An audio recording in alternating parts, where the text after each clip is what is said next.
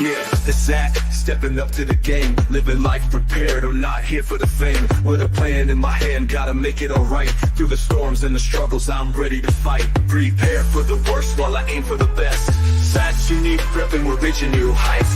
Living strong and ready, we're chasing the lights. With courage as armor, we'll conquer the day. Together we rise, we'll fight our own way.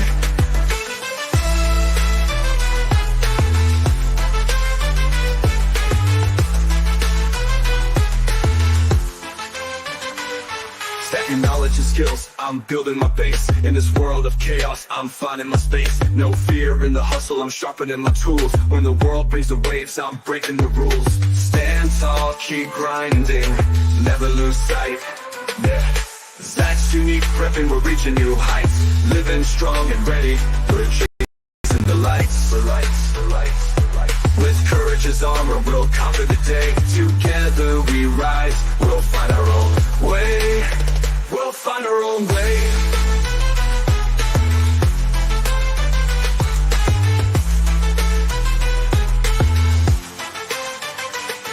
Stand tall, keep grinding, never lose sight.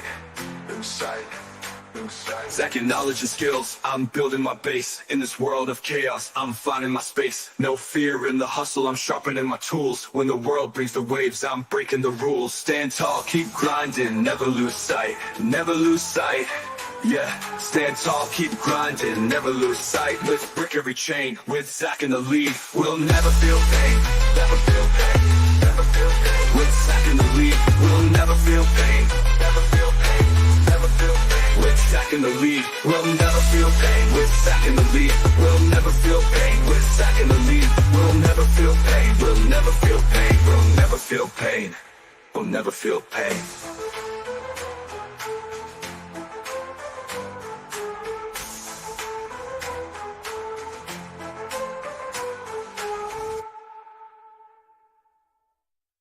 Welcome to Unique Prepping. My name is Zach, and I'm here to show you that no matter the challenges we face, like my own experience with cerebral palsy, we can all be prepared. Prepping isn't just about survival, it's about independence, confidence, and community. You see, prepping is for everyone. It's about taking control of our future, no matter our limitations. Here on Unique Prepping, I'll share tips, techniques, and strategies that anyone can use, regardless of ability. Together, we'll build a community where everyone contributes, learns, and grows stronger. So, whether you're a seasoned prepper or just getting started, join me on this journey. Let's empower ourselves and unite to create a better, more resilient future. Because in this community, everyone has a role to play.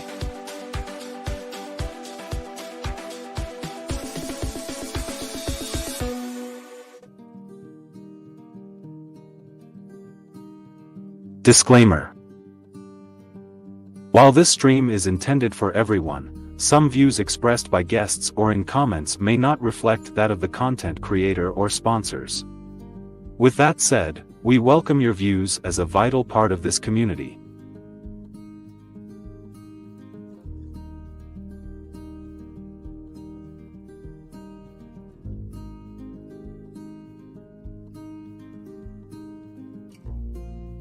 And now it's time for Unique Preppings Community Live Stream.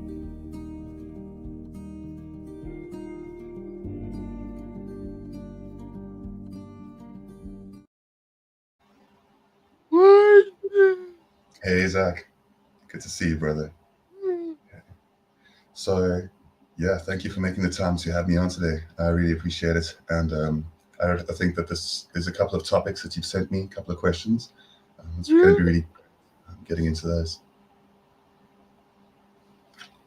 Hey everybody in the chat, good to see you. Welcome our prepping community to the 19th installment of Unique Prepping's Community. On tonight's episode, we are going to be discussing how we see the world through different perspectives. I'm your host, producer and community member Unique Prepping, and with me is a special guest and our community member all the way from across the world in South Africa, Guardian Prepper. In the description down below, I put his 2 channel links, Please go subscribe to him and keep this beautiful community keep growing. How are you doing today, brother? Hey, I'm good. I also just want to point out that that intro that I saw now was one of the best intros to like any live stream I've ever seen. You put a lot of context and kind of display exactly what you're all about. You're very knowledgeable when it comes to preparedness as well, and I think that that's an incredibly good thing. You also speak to what your stance is as well when it comes to community building, and that's such a big word in what we do. I'm doing really well though. If I have to be really honest, we all said that we're doing well when somebody asks us how we're doing on that. And I don't mean to, explain too much of what's really going on, but I'm busy in the process of unfortunately losing my job that I've had for like half a decade now. And I'm only saying that to give you kind of references to like what's going on and how prepping actually plays a part into that too. Prepping can help us for so many different aspects of our lives, even job loss, like what I'm going through now. So my spirits are high. I know that I've got a couple of opportunities within my community, within my networking. So that's really good. But how are you doing? Like, how's your week been? How are things on your side, brother? Good.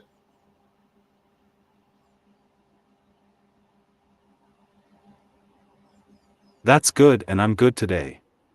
Thank you for joining me in this important issue.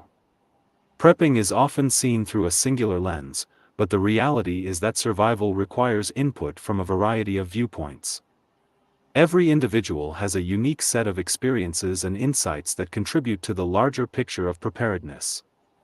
This episode aims to highlight how understanding these diverse perspectives can make us better equipped for life's challenges. One of the most significant strengths in the prepping community comes from inclusivity. A community that draws on different perspectives, whether from culture, life experiences, or unique abilities, has a broader range of solutions to offer. People from different walks of life may view the same situation in vastly different ways, leading to creative solutions that wouldn't otherwise be considered. Embracing this diversity strengthens our preparedness and allows us to be more resilient when facing unforeseen challenges. People like myself with unique abilities, prepping looks a little different. My cerebral palsy has given me a different outlook on what it means to prepare for various situations. It's not just about physical readiness but mental and emotional adaptability as well. My unique abilities have taught me how to approach challenges creatively, and this creativity is a vital asset in the world of prepping. It's proof that everyone's perspective matters, no matter their physical condition. We also explore how empathy plays a pivotal role in building a strong, united prepping community. A community that listens to and understands each other is one that thrives. By practicing empathy, we open doors to new ideas, include people with unique abilities, and ensure that everyone has an opportunity to contribute to the collective preparedness effort. It's about creating a space where everyone's voice matters, and we'll see how empathy allows us to build a more inclusive approach to survival. So, if I may, would you be okay with me touching on that, sir?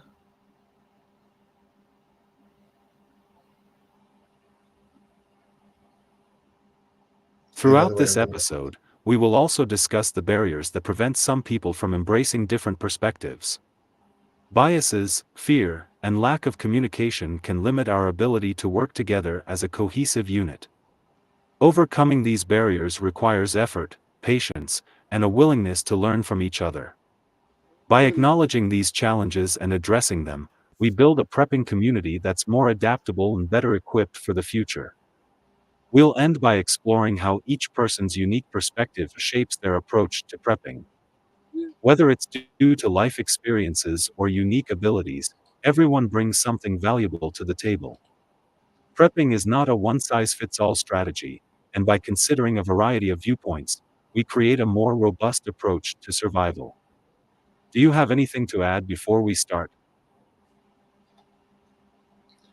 well, firstly, when it comes to the approach to preparedness, I was saying this before our live stream as well, Zach, and I stand by this. I really do. Um, the fact that when a person is willing to start preparedness as well, the journey of it. In the beginning, almost everybody will, be overcome with the feeling of anxiety and fear, because when you start really getting into prepping, you're also getting into the mindset of understanding that the future is uncertain. And when you start actually getting things ready, you start to realize how completely unprepared you may be. And I think that that's something where what we're dealing with at the moment, with the general community behind the preppers as well internationally, I think we're faced with something where we really have, like, in my honest belief, we have limited time. And when people are underneath the impression that they have endless amounts of time and they view prepping as something that, they'll just quickly grab a bag at the last moment when things kind of hit the fan, right? That's absolutely something. And I understand that normalcy bias is one of the contributing factors behind that. But it's like, for me, it's so, like, it really is so infuriating when people just refuse to understand anything about prepping whatsoever. And they refuse to kind of go down that journey, improve their knowledge base, get into the community as well. And they see a lot of the conversations that we have, and I'm speaking about a lot of people that are out there, not everybody. There's a lot of people that have a background in either, the military or in the services, whatever, and they'll definitely see that there's value in being sure that we can be prepared. But just that mentality of leave it till the last minute is so crazy for me. And that's why I'm really happy that, like, you have the community that you do. And I really think it's important to have that knowledge base that you're building consistently as well. I love that about you, Zach. And I think that I would much rather go through pretty much any fire ahead of us with somebody that is, like, of your mindset as well, rather than somebody that has always just seen prepping as something that they can leave for the last minute. So that's my 2 cents on that specifically. And I really do respect people that are willing to take the time. I also want to say hello to everybody in the chat. Uncle Tom, it's so good to see you. I really love seeing that you're here with us, and thank you to everybody for making the time. Yeah, procrastination is a social issue. Very well said. Absolutely. Yeah.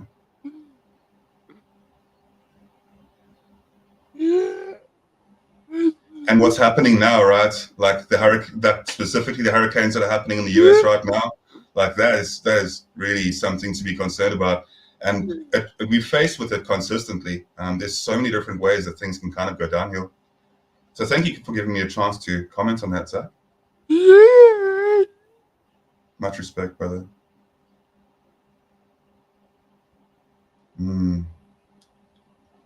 That's a good comment. And look, like, I've dedicated so much time to this too, right? When it comes to prepping, like, for the most part, I could have been doing like any other channel or something all of this time as well when it comes to my YouTube presence.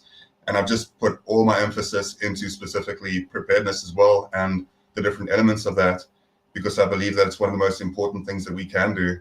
And that's why it's really something that I love when people are able to discuss this. And in my personal life, I don't always get an opportunity to do so.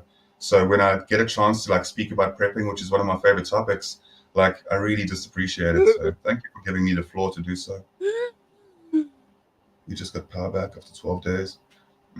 That's rough. I'm sorry to hear about that. Like, I can tell you a bit of story behind South Africa and our power outages. Go ahead, Zach.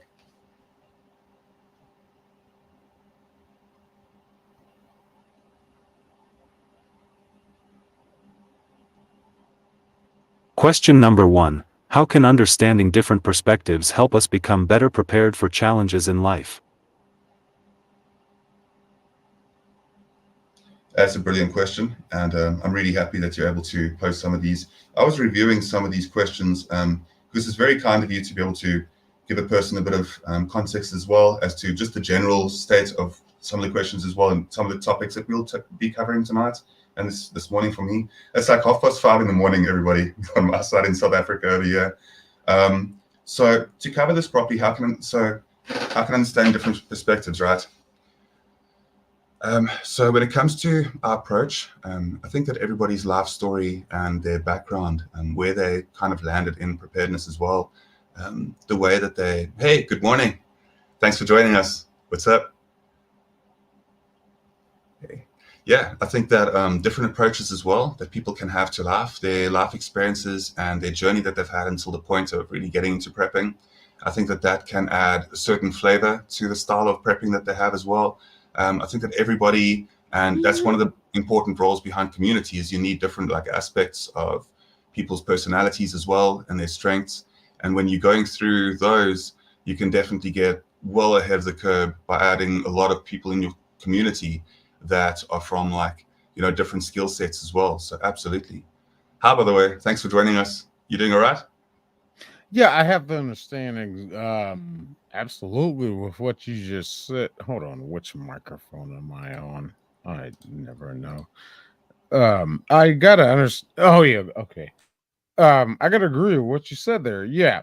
Having different perspectives of how to prepare for things that are gonna be, whatever upcoming. Yeah, it is great to have different perspectives because different people are gonna have different thoughts. There might be some methods that okay, maybe we could do this, maybe we could do that, maybe we could do the other. They definitely can work together in different congruent ways. um I absolutely agree with that. I do like to see all sides of the sphere, sort of say. Definitely it was like, maybe your method might work. Maybe I got something that might imprint on you in the way that I think we should do something this way. Absolutely. Absolutely. Hey, Zach, what's up? Uh,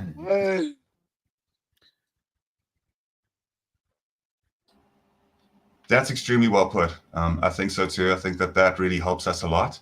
And having these discussions and sharing ideas is so important as well. I really believe that. So yeah, it's really nice to meet you. Would you mind dropping your link in the chat for us, just so that I can follow your channel as well? Because you definitely seem like, one of those types of people that we can have so many different conversations about this over time. I think Independent Mini dropped it. Somebody mod, can y'all drop my link right quick?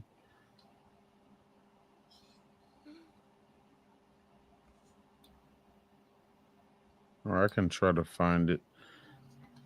Sorry to put like a spanner in the works. I'm sorry.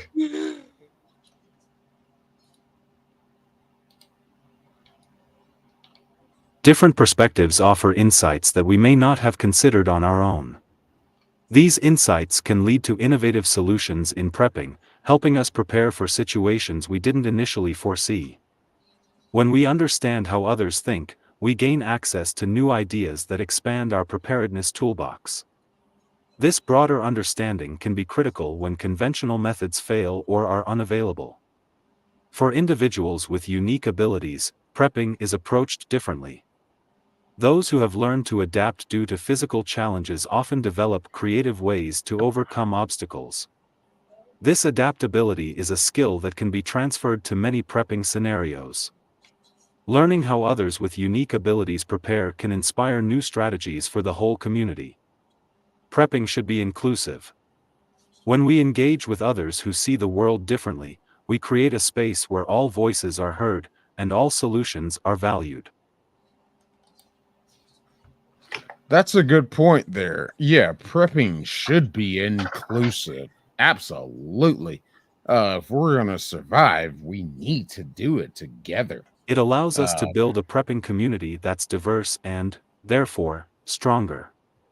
Every person's experience contributes something unique. Incorporating different perspectives helps to prepare us mentally as well. Prepping is not only about having supplies, but also about having the right mindset. Seeing things from various viewpoints teaches us flexibility, which is essential when facing unexpected challenges. This mental adaptability makes us more resilient. Perspective broadens our awareness of potential risks. Where one person might not see a problem, another might see a significant threat. Multiple perspectives ensure that we are preparing for a wider range of possibilities. UP out.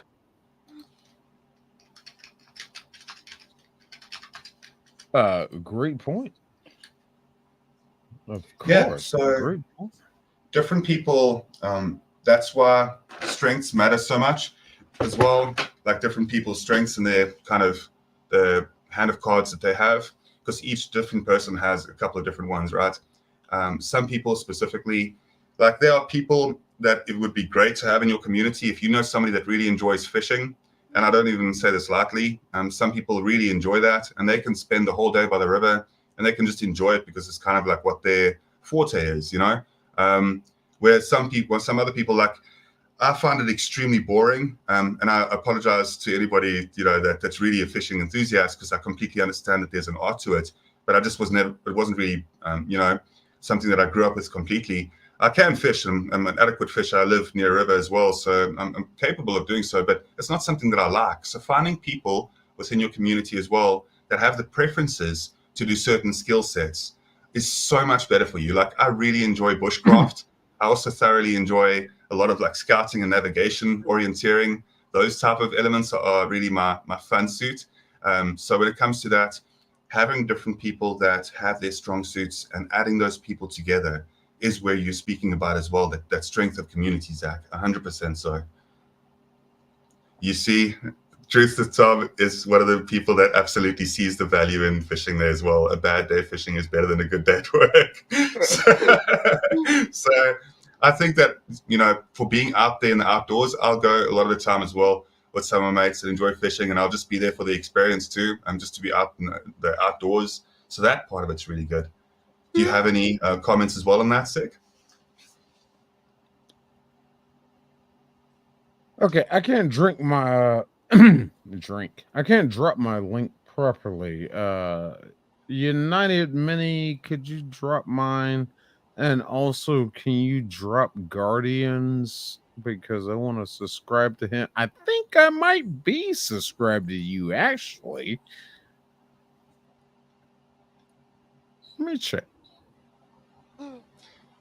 You have an amazing studio. You have the coolest looking studio I think I've ever seen, Oh, really. this isn't my studio. This is just a room. This is my living room that I stream from because it's right here next to the router. It looks Uh, so cool. I love it. I love the setup. when I do my movie reviews, I'll be in my studio. That's awesome. That is so cool. Yeah, like I think that presentation sometimes like that is cool. Man. Makes Yeah, a difference. I'm a renter. And this is just the way this stuff is set up. So I bring in some lights and little background stuff. Yeah, Yeah. this is not my studio, but I do have my mic in here and camera and everything. This is where I stream from. I had to make sure I cut my stream off today because I knew I was trying to figure out what time Zach was going to start his, so I just cut mine off by the time he was starting. So I was like, all right. I don't want to step on your toes there, buddy. Yeah, I'm subbed to you, Sick. I'll definitely follow and interact with your channel as well. I look forward to it. Question number 2. What role does empathy play in building a stronger, more united prepping community? I can What role definitely, does empathy play in building a stronger, more united empathy? Interesting. I think empathy, okay, if I was to be honest, and I'm gonna try my best, Zach, to not cuss, but I think empathy plays weakness in the prepping community. To show sympathy and weakness and empathy to those who do not prep. It's not upon you to prep, but to look for the goodness and how do you say look for the wanting others to help you, sort of say. If you knew the signs were there and they were coming, you should have been getting ready. Now, there, of course, there are some, yeah, I can show empathy too. Fine. But I can't show it to everybody. You just can't. You show empathy to everybody, you're going to lose all your supplies. Maybe my neighbors, my neighbors I have here, maybe I'll show some to them if they seem like they were a little unprepared and it's like, hey, come chill with us, we're good to go. I got enough. But you can't show it to everybody. I think everybody just really, in that sense, needs to always pay attention to the warning signs, pay attention to what's going on, be ready. Um, yeah, yeah. So this one specifically is a bit of a difficult topic. The reason why I say it's a difficult topic, it's a very good and well posed question. I love the question itself, but I think that Six definitely answers something there. I think balance in all things. Firstly, just as a bit of a disclaimer, balance can be important. What Six saying is absolutely true. If you show too much empathy and if you're too soft, you're too friendly, too giggity, there's a world of people out there that see that as an opportunity and that will take advantage of people. That being said, while that is the case, I think it's important as well that we grow community. And in growing community, empathy can play a part in that. Realistically, it is such a strong point made by Sick and is such a true element of preparedness that you can't just look over it. If we're going to be true with ourselves and honest, and that's what is being there, is an honesty, and in that honesty is integrity, right? So having integrity means that you'll be honest about these type of questions, and it's easy for Sick to sit there and say, you know, you've got to be kind to everybody and be inclusive all the time, and you've got to help everybody you come across so you can look like somebody that's saying the right things, for example, right? But he's telling the truth. People out there will absolutely take advantage of people that are too kind, too friendly, too giggity. I know because I'm somebody that really enjoys engagements with other people and interacting with others. And because of doing so, I've technically shot myself in the foot so many different times by wearing my heart on my sleeve and wanting to be friends with everybody when I was younger and believing that friendship is, you know, my family and friends over family kind of thing, because I had a very kind of unsettled background. So to speak about empathy as well, while not derailing myself, to speak about empathy, firstly, so I just want to say extremely good point and well covered, Sick. However, to build community, and here's the balance side to it, to build community and to enlarge the community that you currently have, sometimes it's the hardest thing to have empathy, but it is also the strongest thing that you can do. Because while being protective and while analyzing different people's potential, you know, violent actions towards yourself and your community, before doing that, I think that it's important to give people a chance. And you cannot do so without empathy. And to you know, you come across a straggler and they are, for example, injured and they're on the side and you've got a bit of a strong group with you. You're already well established with your mag. You've got some people that are together, maybe like, you know, 10 to 20 people of well-minded individuals that were into prepping before things went down.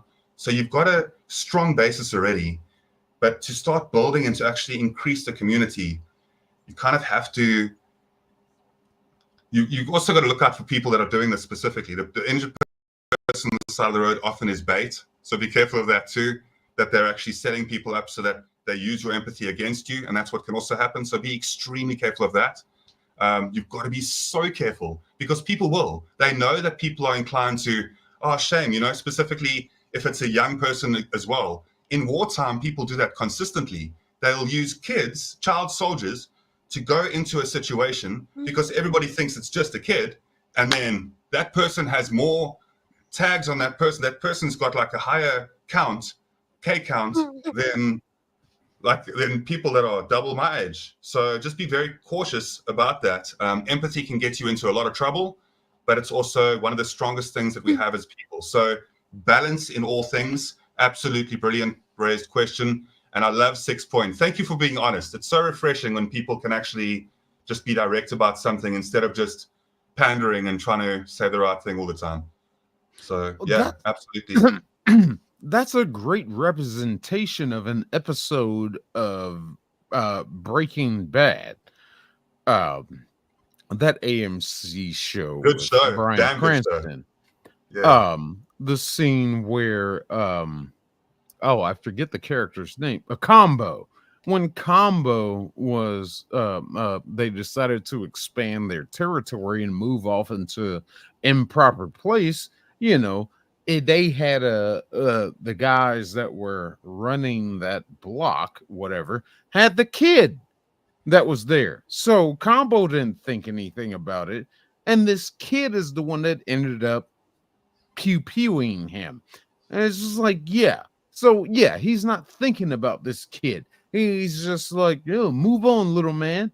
Da da da da. Showing empathy. And you really got to watch your surroundings. I stand on the principle of you gotta watch who you show empathy to, because everybody can't be trusted. They just can't.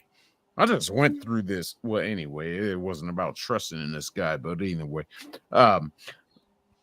you know who I'm talking about, Unique. But you can't trust everybody. You can't rely on the character you see in front of you. You gotta keep your eyes open. And then when you find out stuff, you need to take the appropriate actions and move yourself away.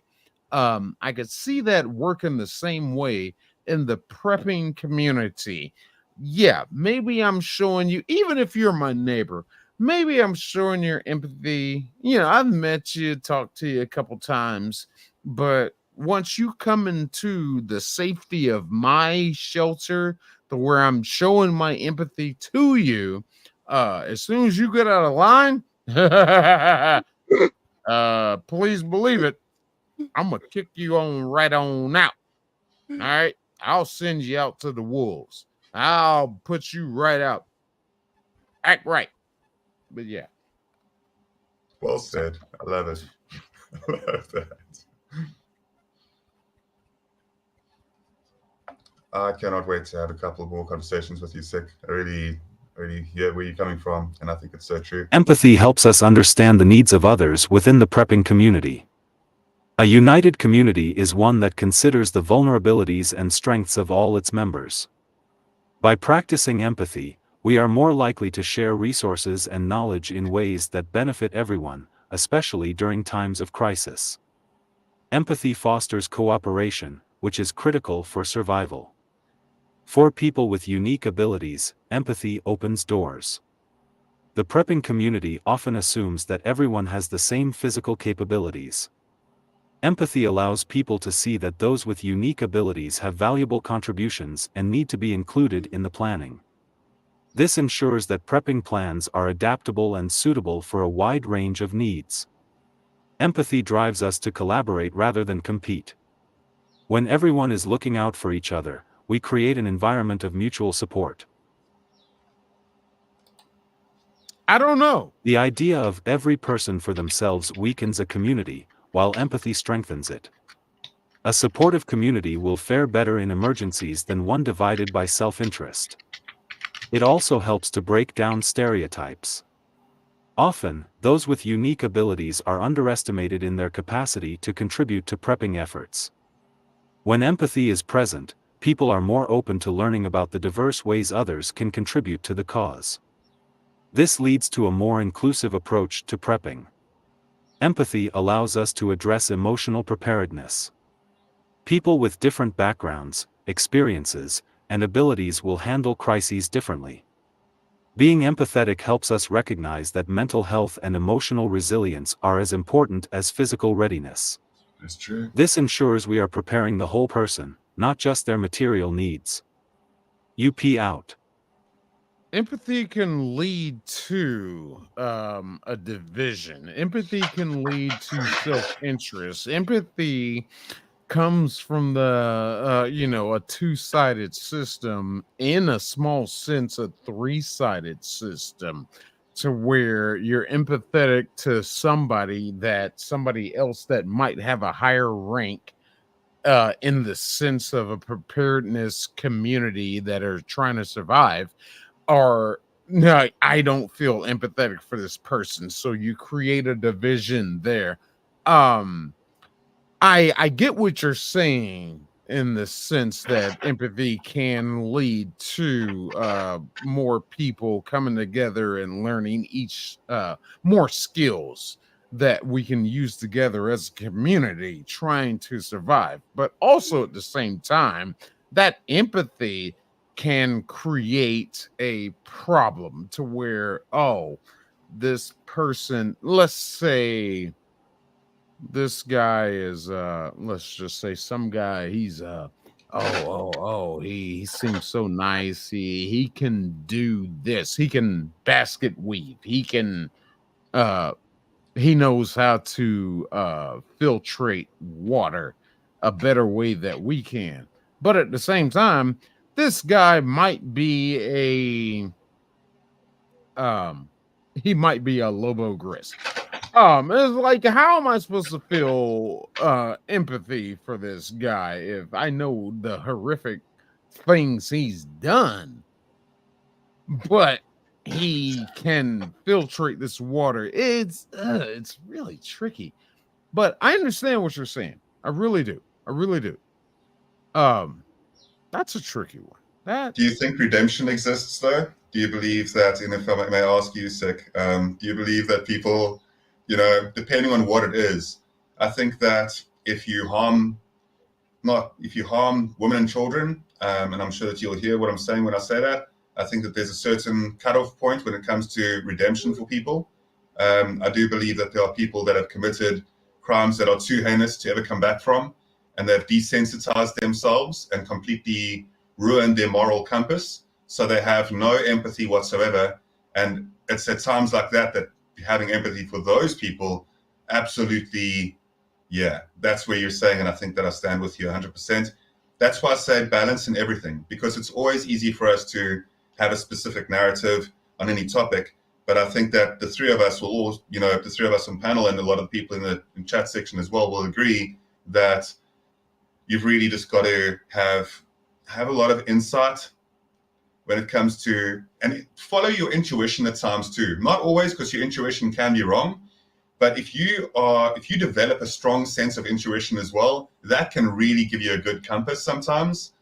And yeah, so truth with Tom, well said there. There most definitely comes a point when there is no redemption. And I believe that fully. I'm sorry. When a person has done things that are heinous, they absolutely, I'm sorry, but you've ruined your chance to exist with fellow people. And I think that, yes. I think that there is a cutoff limit when it comes to that. So yeah, very, very, that's why these conversations and these questions that raise these conversations as well are really good. And I don't mean to be blowing smoke and saying the right thing. I'm not doing that either. Try to be somebody that's honest. There is there absolutely is a level of heinousness of an act that you did to where, you get no empathy whatsoever. Yep. I don't care what you can do. Maybe we're in a community to where, you know how to make solar power off of a pair of sunglasses and a AA battery. But if you did something so heinous, maybe we could mess with you for a second and learn how you did it, and then we're gonna take you out. I can see that there's no redemption. Yeah, because so you might smart. do this again. You might do this heinous act again in our community that we're trying to rebuild society with. Yeah. Ugh. I love that you're saying that absorb their skill first, then cut them off. Yeah. Let me learn what you know, and then out of here. Yeah. If you start asking me too many questions about any of my skill sets in the future, I'll always know, hey, he's just about to possibly cut me off. So be careful. Be careful with that. No, well said. I really agree with you, Sek, 100%, man. Straight up.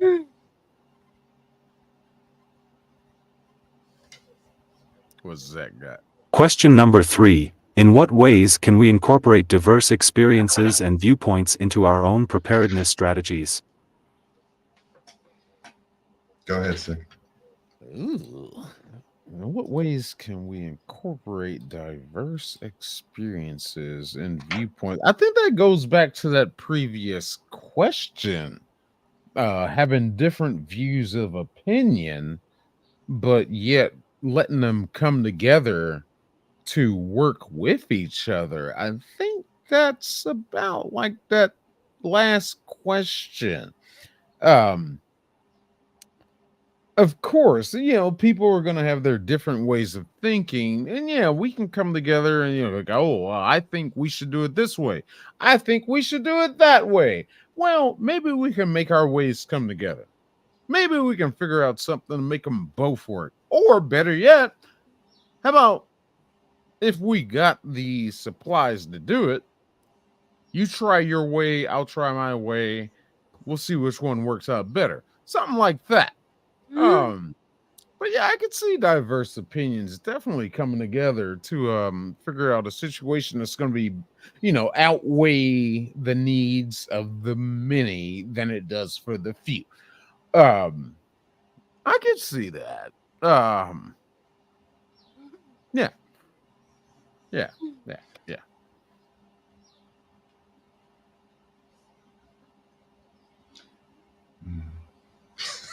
Kind of. It's well pointed out, Zach, that comment. So yeah, it's I'll definitely touch on this as well. I think that it's an interesting question. So here in South Africa, and specifically the city where I live in, we are the 9th most violent, and we have the highest rate of murder across the entire planet. So it's Nelson Mandela Bay, and that's the city where I stay in. And a lot of people will say, why are you giving your city away? Because I do a lot of content where if you took 2 seconds, you could figure it out. It's no surprise and secret to people. So, and also it's in South Africa, so you'd have to take a plane ticket, and it'd be a lot of effort on your side to come all the way here. I mean, it's really far. It's like the furthest place you could possibly want to go.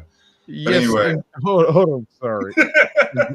Yes, independent mini. I did just quote Star Trek. Yes. I saw that. She knows him. I think independent is a she. Yeah. Yeah. They know I'm a Star Wars fan, but yeah. Do you like, can I just quickly intersect myself and ask if you enjoy Warhammer 40K, if you have any kind of background with that, if you like Star Wars? Warhammer? Yeah, 40K, yeah. I know nothing about it. I really didn't.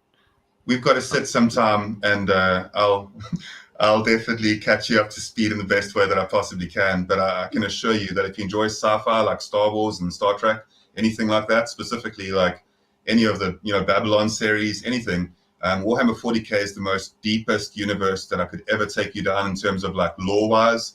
There's over 500 books in their lore as well, but we can nerd out sometime. Absolutely, I'd love to. I think that that's going to be really interesting to be able to speak about certain things. Star Wars is beautiful, and it's been with me since my childhood, but Warhammer is, oh man, it takes everything that you could imagine in any sort of setting and blows it up on like super nitros. Like I'm telling you, it really is. I get so excited. But back to the point about prepping and not about the other hobbies that I'm enthusiastic into. Sorry, Zach, I apologize. That can be started on that Warhammer stuff. Somebody in the chat over there knows all about it already. They said 40K is the shit. So absolutely. So in what way can we incorporate diverse experiences and viewpoints? So I was speaking about how the city that I live in is the 9th most violent, and we have the 9th most highest murder rate. You can look it up right now. Nelson Mandela Bay, and 9th most dangerous city in the world. So coming from that and my experience growing up, I am always looking behind me. I'm always being extremely aware of my situations. Absolutely. I'm always putting effort into making sure that I can be as extremely secure as possible, not just in terms of my own personal defense, but the defense for my family. With these violent statistics, I also am a father of two. And I'm a husband to my absolutely gorgeous and intelligent wife, way smarter than I am, taught me to be a man of integrity as well. And over the last 12 years, we've been together. But I have to protect and think about them at all times too. Not only that, but my mom-in-law, who's disabled, and currently assist her quite an immense amount because she stays in the same property as us. And my biological mom was in an abusive relationship, and now she's staying with us too. So like there's myself, and fortunately we've got a close-knit community of people that can protect stuff as well. But realistically, like I have no choice but to absolutely put my level of like my skills as paramount to what I'm doing, and consistently try and, you know, sharpen myself in every way possible, and not just physically but mentally too. And that's where these conversations come up. So with our different real world experiences, somebody there was saying about how they have had you know, Is this all in South Africa? yeah, you can look it up as well. South Africa is one of the most. No, the crime I mean, yeah. like, you know, your experience. You're in South Africa, right? Yeah, born here, and I wouldn't change it for the world. I love my country. Don't get me wrong. Okay. Absolutely love my country. Okay. Okay. Yeah, but South Africa's crime rates are through the roof.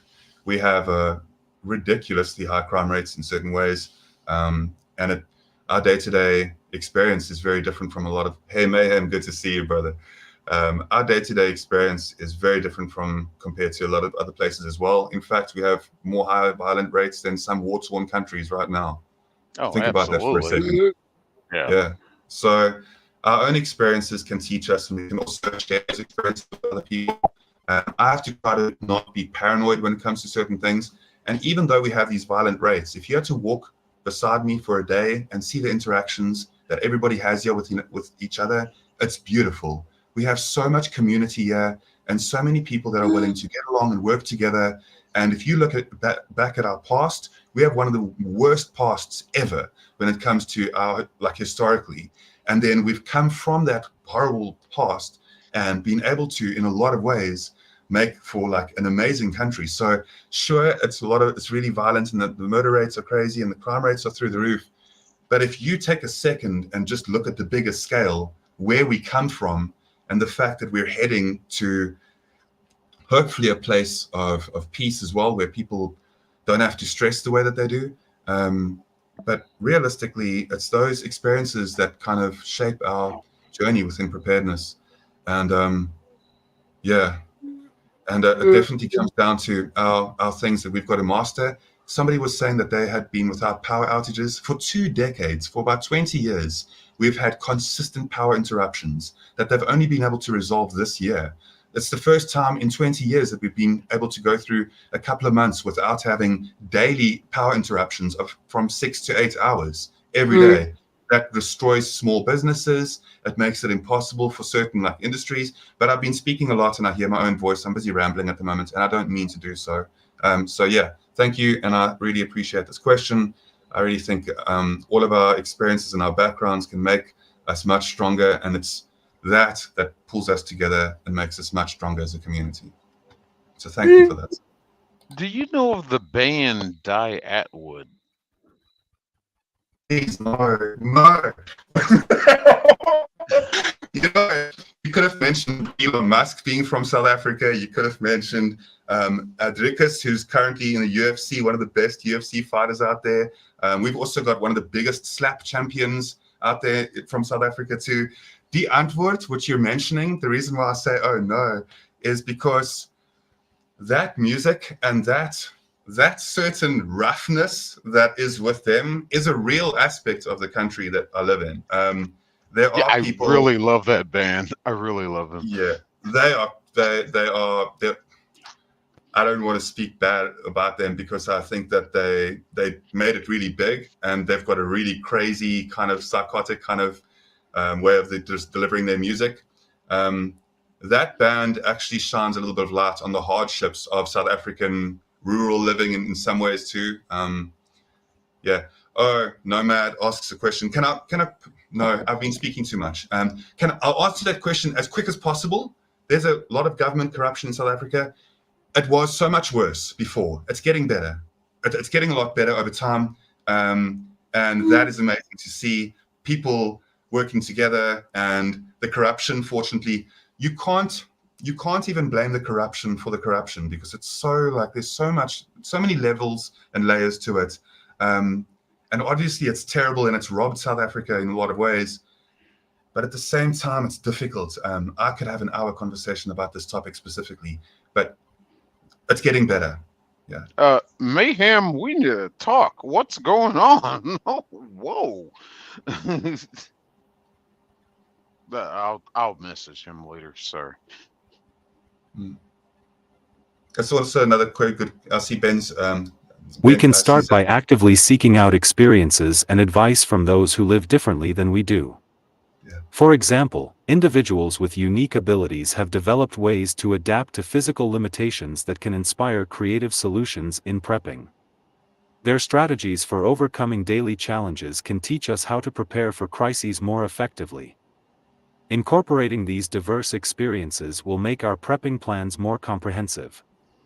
Workshops, discussions, and community events that invite people with various backgrounds to share their prepping strategies are essential. Bringing people together to share their experiences helps break down barriers and allows everyone to contribute to the conversation. These diverse strategies can be put into practice in various prepping scenarios. But what do you say to Should the people encourage that the sharing don't know of what they're... information across different platforms and communities. Online forums, social media groups, and other networks are excellent ways to exchange ideas. The more diverse the participants, the more innovative the ideas that emerge. This continuous exchange of viewpoints strengthens the community as a whole. It's important to test and adapt strategies based on what works for others. When someone with a different perspective shares a technique or tool, we should try to incorporate it into our own routines. Testing diverse strategies before a crisis occurs will ensure that we are better prepared to handle the unexpected. Prepping needs to be viewed as a communal effort, where everyone's experience matters. Diverse viewpoints ensure that no one is left out or unprepared. A community that incorporates a wide range of experiences is one that will be able to face a greater variety of challenges together. UP out. Maybe. What do you say to the people that come up with stupid ideas, though? I get what you're saying there. I guess, yeah, I think you're elaborating more on what we was talking about earlier. Yeah, to have different viewpoints. Maybe we come together and put our ideas together. But what do you say to the people that just say dumb stuff? I just like, oh, well, I think we should build a hut out of pine tree leaves. I mean, I could see if that's the only thing available, but we need to layer it. It needs to be thickly layered.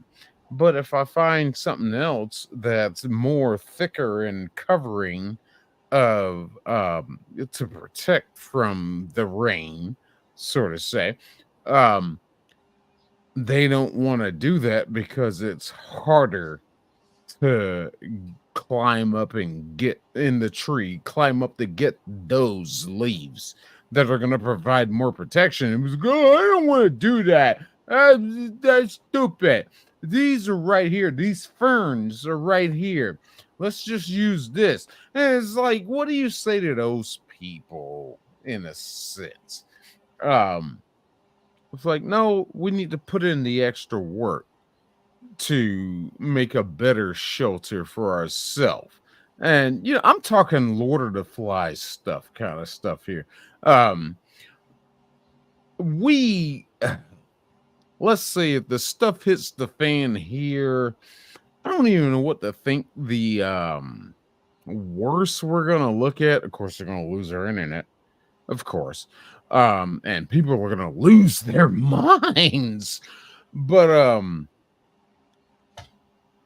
okay, we don't have internet.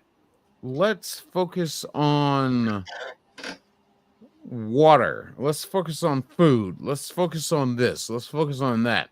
But other people want to focus on other things. They're like, oh, I need electricity. I need to charge my phone. It's like, how do you say to these people, yo, that's stupid? That's not what we need to focus on. And that's how you lose that communal bond of the survivors, sort of set. Um, I look at it in that aspect. And I'm going to get another brew. That situation, we discuss the options properly.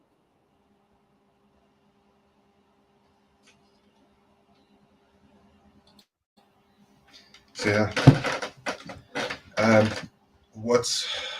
what I think is important there is that not all ideas are good ideas. You know, in that way too, analyzing and being able to sift through those ideas and find out like what really works the best. And that's also where it comes to people's strengths, where some people are much better.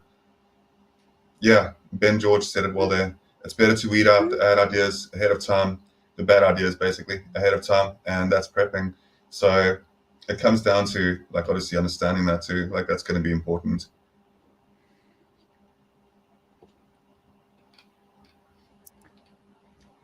It's a weird time. I really hope we don't get to this point. I really do. But we might be headed in that direction. That's why I love that Zach does this channel. This is stuff that does need to be addressed. How are we gonna work together as a communal organization? How should we be able to come together and be civilized when stuff hits the fan? Yeah, this needs to be addressed, but I'm worried this world will go into chaos if something happens. All it takes is one EMP attack. Um, we had a dango the balloon that flew over this country, the United States, the Chinese balloon, and that thing could have easily had an EMP on it, and boom, takes out at least a section of the country. And it's just like, what kind of chaos would ensue from that? It's like, we should have a plan. We should be prepared. We should be ready for something like that. Okay, what do we do? What do we do? What do we do? What do we do? But these people don't know what to do. It's going to be chaos theory. That's why I stay prepared. I got decent rations. I got the only thing I need left is a propane grill and some propane. Other than that, that's all I need. I'm ready to go. And people like to call preppers, as they quote unquote it, they call the preppers crazy. No, they're not crazy. They are ready. And you're gonna be mad as we went back to the what was that, the first or second question you asked about showing I think it was the second question, whichever one, showing empathy. And it was like, oh, you wasn't ready for this, you weren't paying attention to the news. Oh, sorry. Hey man, I ain't got nothing either. Oh, I don't know what we're gonna do. Yeah, I'm gonna leave it at that. Meanwhile, I'm gonna sit here in my homestead and just be chilling. As far as I'm concerned, God, I want to cuss so bad, but I'm trying to be respectful. So, I'm trying to be respectful to Zach's audience. so that's unfortunately a very concerning topic, and it's one that needs to obviously be covered. When it comes to like people, Hi, Rome. so if a person isn't underneath the impression that things could go south, if a person believes that everything will remain stable consistently, then when the impact of a SHTF type scenario occurs, they absolutely get unsettled mentally, and then they become violent. And that's unfortunately the truth, is because they're so steadfast in their belief that life will maintain its level of stability, that they, if there is something that completely shakes them to the core, they can easily become extremely desperate and violent, and they haven't been thinking about these things for the longest time. Preppers are the least of your concern in an actual type of like the end of the world as we know it type scenario, because for the most part, a lot of preppers are like mentally a lot more stable in these scenarios. We're like, oh, that eventually came along, because we expect these things to kind of happen. And then when they do happen, it's like, okay, so this is what I have to deal, like this is specifically how I was prepping for this scenario. And a lot of the time your preps can cover vast different types of scenarios. If you cover the fundamentals of like water, food, shelter, first aid, a lot of the time self-defense as well, you can definitely come across and be prepared for multitudes of different scenarios. That's why I was saying even job loss that I said in the beginning of the stream, or the hurricanes, weather disruptions that are occurring as well. You speaking there, sick about EMPs and solar flares. We are overdue for a solar flare. I was speaking to a veteran of mine in the United Kingdom, a veteran friend of mine that's in the UK, and we had a chat about that for quite extensively, about what the Carrington event happened, and how not just the Carrington event, but the fact that we're due for another one of those. And if it took out the telegram systems at that stage as well, it absolutely is so easy. It's so likely that it would completely eradicate our current technologies, and people aren't willing mentally to realize that going to plant a tree outside, or going for a moment in nature, if you go sit in the garden for a bit and just enjoy the birds around you, little things like that, like enjoying the outdoors and not consistently being like stuck to like the things that we hold in our hands, right? Like our little phones and stuff. So I think it's important just to have an open mindset as well. And Mayhem Studios here points out, everyone is a prepper, they just don't know it. Got a spare tire, prepper. Got a jumper cable, prepper. Shovel, prepper. I like that. I think that that is people's current skill levels, and what they do in their current lives could absolutely be really good additions to a prepper community and a prepper group. So to say that somebody's not prepping at all, and to completely sideline those people, that's not always the best. But I do think that everybody should be prepping. They should be doing those things on the side as well, Mayhem, but they should also be researching more and enhancing their own capability to, and I'm sure that you'll agree with me on this as well, Mayhem, but they should be increasing their capability to take care of themselves and the people that are around them should anything happen. And you're right, like you can't dismiss people just because they're not like as into prepping as we are, because it's well said. It's empathy, right? Another part of empathy. It's definitely true. Go ahead, Zach. Yeah. I'm pretty sure I'm not prepped up in the sense of how y'all prep. I have been working on it. Been getting cases of water. Got a go bag. Stuff like that. But I think now check my math. I think an important thing to have is one I still need to get is a portable propane grill. And you get your non-perishables, canned goods, your Chef Ragliolis or Campbell's soup, whatever. Just have something in a can that you can cook, something like that. Canned goods that they can hold a shelf life. I got some stuff here that's good till 2006. I think stuff like that is very great to have. And of course, batteries on hand, flashlights, of course, ammunition and anyway, but I think this is great stuff to have. But definitely make a go bag when the crap hits the fan.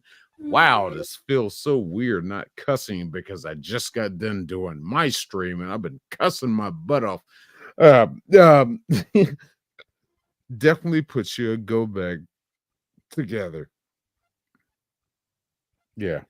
Yeah, at the very least, that's really good to just have some stuff together and just be mindful of that. Look, at the end of the day, you can, like, a person can store tons of different equipment and gear and lose all of it, or like breaks or that type of thing. Having like specific gear that you use, or specific gear just as an emergency, as a backup.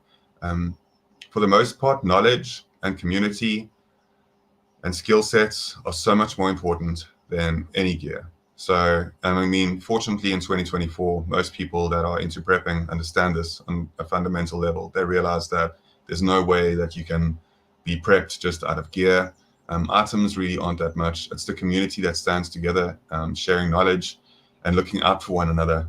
Because, you can be Johnny Rambo and you can have all the best, weaponry, and you can have like amazingly great tactical stuff covering the board, but you will still be undone when you come across a group that loves each other, a community group of like 10 to 20 people. You can be one person, great. You'll maybe get one or two of those people, but you will definitely, unfortunately, people during that time will be training themselves more. They'll become a lot more hardy really quick. Human beings are extremely rugged when it comes down to it.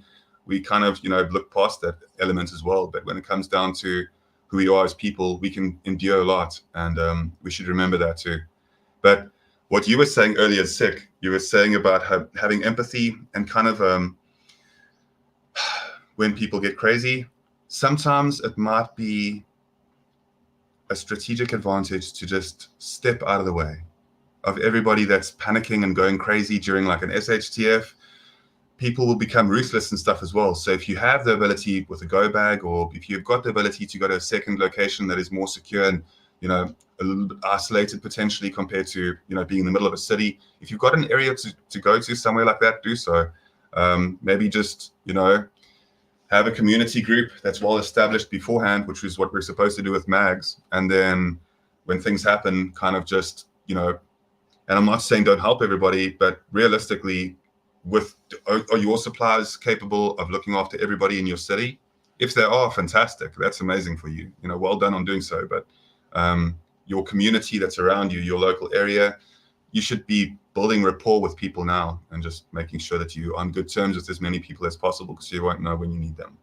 I always hear that, have to go back ready, which I do. Question is, Yeah, I guess that's off of the basis of what Zach was talking about there. To have the empathy and build a community and come together. Yeah, we come together to bring people together with different thoughts. But as I see it in the aspect of you get into this community with these people when people are preparing for the worst, um you're gonna find these ones in that community that just we need to eliminate you, you are the weakest links, kind of thing. But at the same time, yeah, we can be stronger together, but if you got the wrong one, they need to be gone forever. Um to say. But yeah, I mean, I get what you're saying there. Yeah.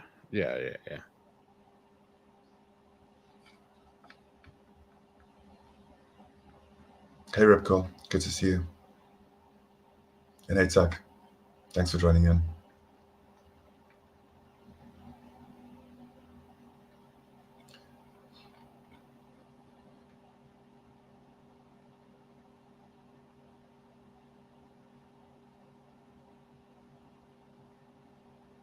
So I'm just giving Zach a chance and reading the chat in the meantime as well. What the hell did Garrett just say? Wow, they're moving to Oakland as to Las Vegas. Are you talking about my Raiders? What the fuck? I'm trying to keep up with this chat. Sorry, I slipped out an F word. Like, what are you talking about? But yeah, I got no problem with the prepping community. I don't consider myself a prepper as the term has been used for those that do prep, but I do I got myself into being prepared. So maybe I'm a semi prepper. I don't know. I got a good supply of water, canned goods, got some other things, go back, everything. But I am working on getting that propane portable propane grill. And I think that's all I need left. And that's gonna be part of my let's go package, you know. But I got nothing against people that prep. The people that think that preppers are just dummies. Oh, you're thinking too hard about this. Da, da, da, da, da.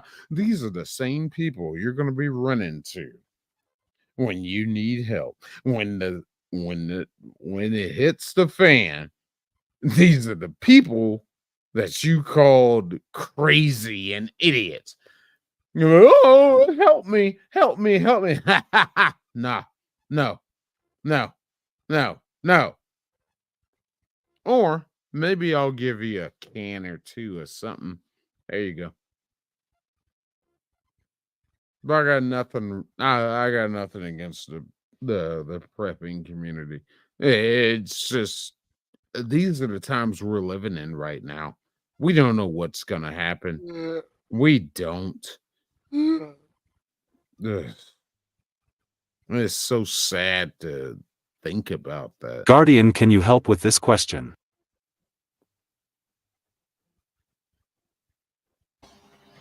I can, absolutely. So, D, if you're speaking about where you'd actually go location-wise, right now, the best thing that a person can do is get involved with a small community, find people, potentially people through Facebook or whatever it may be, maybe people that you know in real life that have contingency plans for things when they go awry.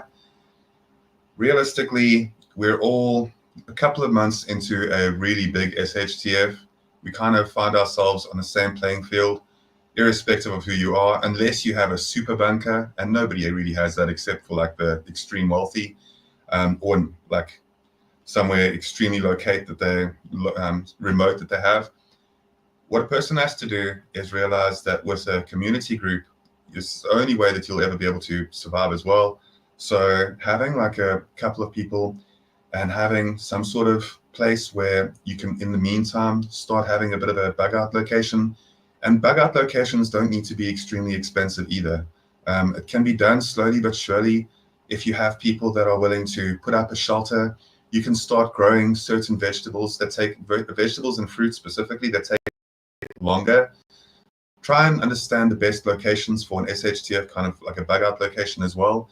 Realize that there's a couple of ways to get there. The routes that would be blocked in the case of a SHTF, because every single time that there's like, those type of situations, the traffic and roads become extremely blocked up. Have multiple routes of escape as well from your current location, and also make sure that you have enough supply. And it doesn't, remember, like the whole food pyramid and triangle is a bunch of nonsense for the most part in these type of scenarios. So make sure that you have something that grows for long. And when I speak about having things growing at a bug out location, if you have the capability to do so, spend a bit of time and go onto Google Earth as well, topographical maps, look at the area that you're in, and spend a bit of time right now while we have access to the technology, because in an SHTF where we get cut off from, as for example, of an EMP at all, if the grid goes down, we won't have access to Google Earth or any of these fancy technologies potentially that we have now, unless we've got the means to do so via technology like solar panels, and even like if we have a good setup with that at a bug out location, things can go wrong. So my point is, take the time right now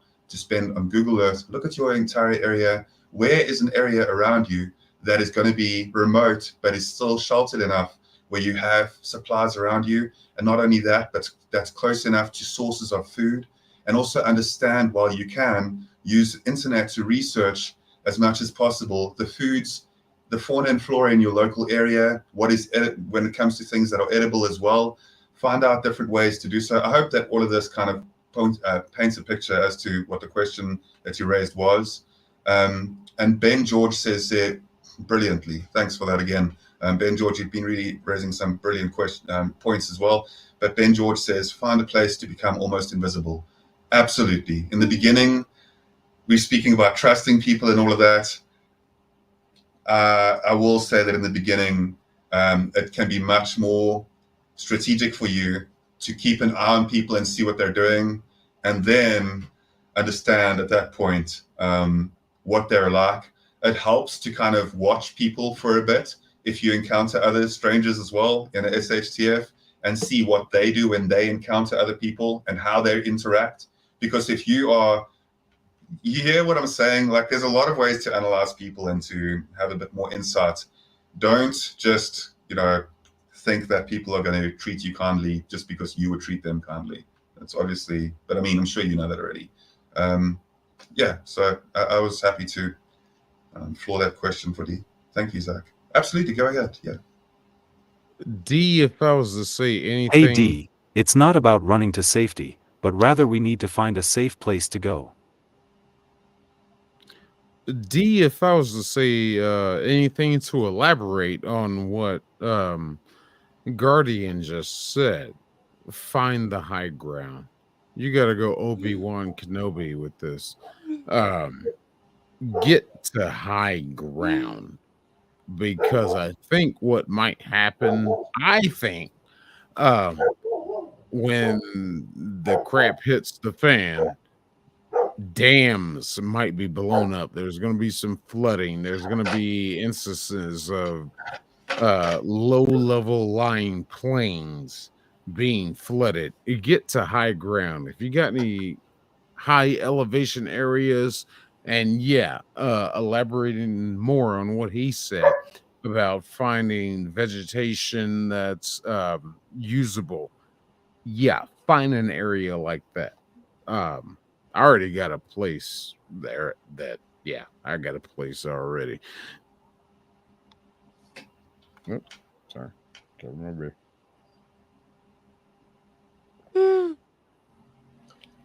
I'm trying, Zach. I'm trying. Ripco raised a point here, and Zach, would you like me to read it out? Is that okay if I do? All right, brother.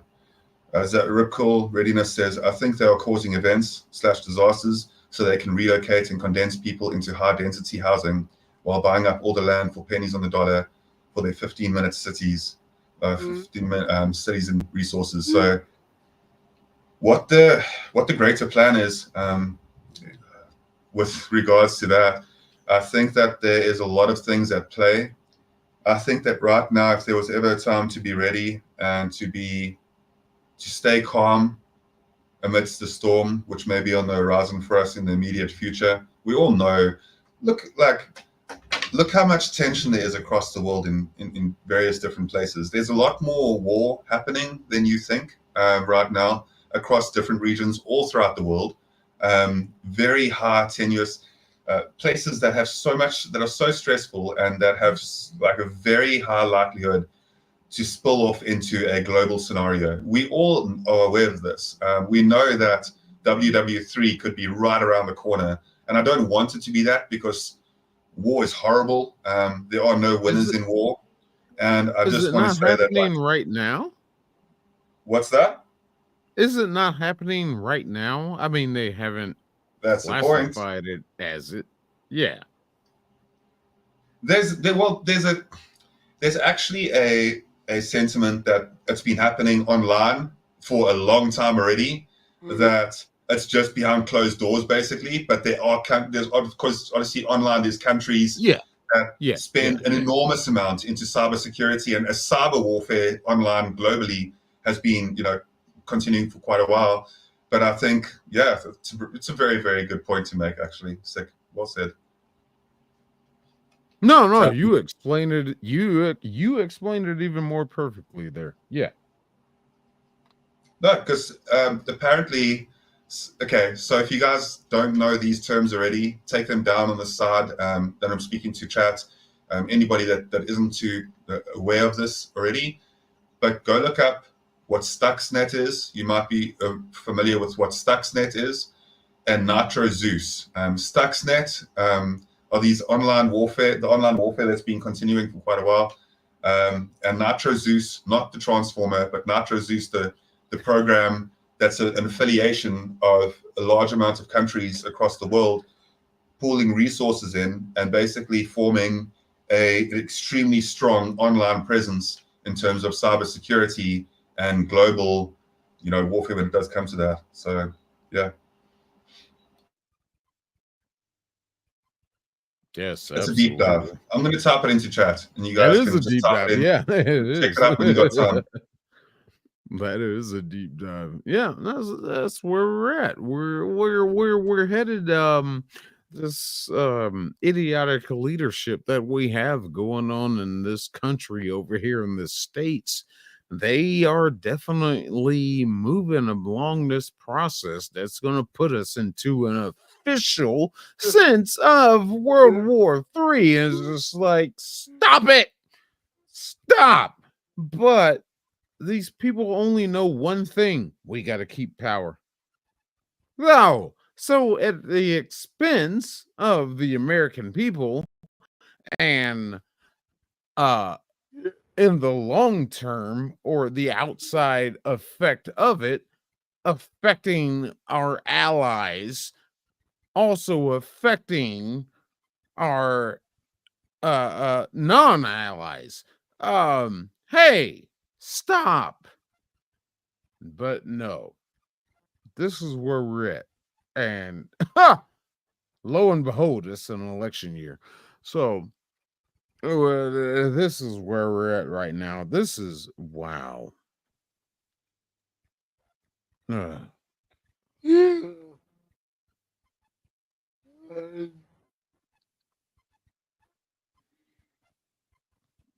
don't even know really what to say about this. I'm so frustrated with what's going on right now here in American politics that's affecting stuff around the world. Especially this whole thing that they just sent like $127 million to Iran underneath Harris's authority. This woman who wasn't even elected to be the Democrat nominee to be our next president. It was like, really? Get out of here, man. But this is what we're stuck with. Yep. And we know it's close. Like everybody listening to be speaking about this right now as well, to the three of us chatting about this, like everybody knows that, like you can feel it in your gut. You know you can, that things are really tense right now. And I hope that so just quickly on the side, this is thanks for subbing, by the way, ma'am. I appreciate it. So at the moment and for the next year, I'm just going to be doing like push-up videos, which are really boring, and I don't expect anybody to actually watch all of them. I'm busy like trying to aim for a world record that I'm trying to break at the moment. Most push-ups done in a year. It's currently held by an American named Nate Carroll. It's 1.5 million push-ups every year. It's more than 4,000 every day. I'm working my way towards that right now. My point on the side of that, what I wanted to say was that when it comes down to the situations that we're facing, and how bad it looks, we're also on the cusp of like mass confusion when it comes to the knowledge that we have. We're looking at a stage where it's going to be harder and harder to discern what is real and what isn't when it comes to everything online. And right now, there is so much. I mean, if you look at the deep faking that can be done, how easy is it to make AI videos that look extremely close to that?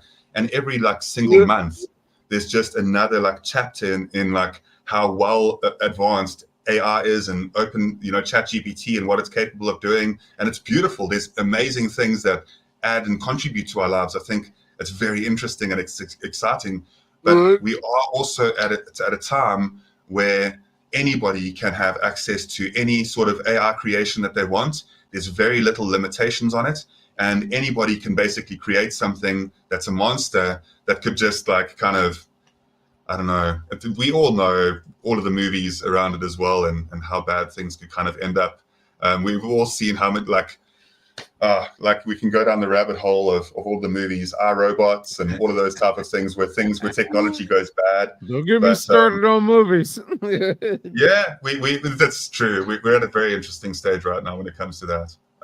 Ben George says those paying attention are awake, those work are sleepwalking. Somebody also mentioned earlier Walking Dead, the series. My wife and I have been watching Walking Dead from like the beginning, and even though people might find it like a bit like cheesy or whatever, like we love that show. Like I've really enjoyed The Walking Dead from like the beginning, and like it's definitely been something. Like we're big Daryl fans, so like obviously from ourselves. You're not a Daryl fan at all. Not a Walking Dead fan. No Walking Dead for you? Nah, I really. It is what it is, though. Not for everybody. It's not for everybody, but I've really enjoyed it. That's because it's been an ongoing show that my wife and I have kept up with, and we've been watching it because it's like, in terms of media, there isn't all that much in terms of like, survival SHTF type shows on TV. So whatever is involved within that, and also if I can watch anything on in movies and series, anything that's got like wilderness and trees and outdoors, I'm there. Like that's my favorite stuff to watch. I love that. Okay. Sorry, go ahead, Zach. Did you want to say something as well, brother? Question number 4. How does our own unique perspective shape the way we approach prepping and survival? Did we not just address that?